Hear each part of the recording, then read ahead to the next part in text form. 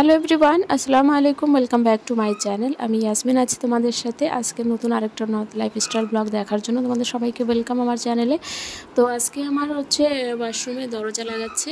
তো এই দরজাটা লাগানো হয়ে গেলে মোটামুটি এর ভিতরে ড্রেস চেঞ্জ আর গোসল করাটা অন্তত আমাদের এবার সুবিধাজনক হবে। আর যেহেতু এখনও গোসলখানার কাজ অনেক বাকি আছে, টাইলস মার্বেল এগুলোর কাজ অনেক বাকি আছে, তো এগুলো হতে একটু সময় লাগবে। মিস্ত্রি অ্যাভেলেবেল নেই সেই কারণে। আর মেয়েদের পছন্দ দরজাটা হবে গোলাপ ফুলের, তো ওই কারণে গোলাপ ফুল দেখেই পছন্দ করে নিয়ে এসেছি। ইয়াসিনের আব্বু আর আমি গিয়েছিলাম আনতে।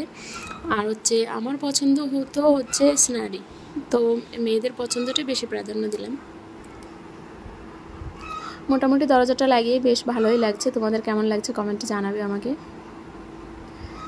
এখন আমাদের বাড়িতে মিস্ত্রির কাজ বর্তমান।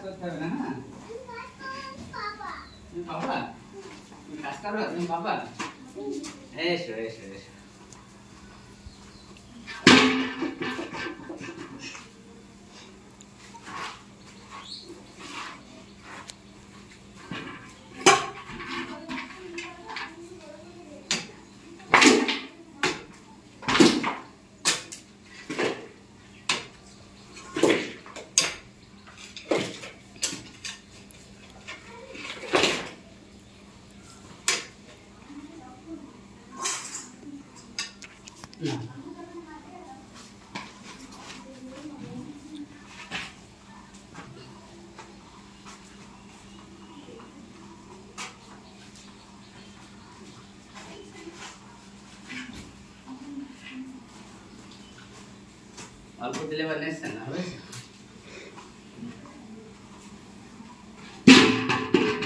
না যা বড় দাঁড়া গেছে যা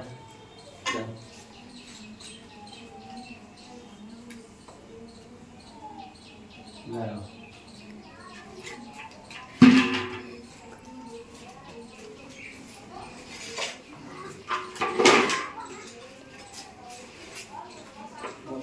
আমার কাছে বাবা তোমার কষ্ট হয়ে যাবে कोई ले लगा बता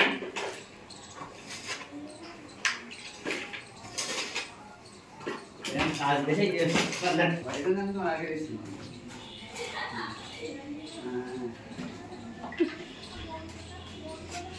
आस्ते आस्ते आस्ते पता है ना देखना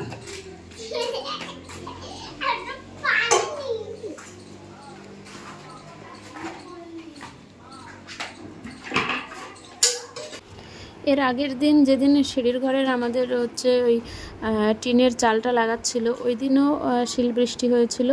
আবার আজকেও কিন্তু শিল বৃষ্টি হচ্ছে। দেখো আজকে অনেক বড় বড় শিল পড়ছে আর টিনের চালে ভীষণ আওয়াজ হচ্ছে।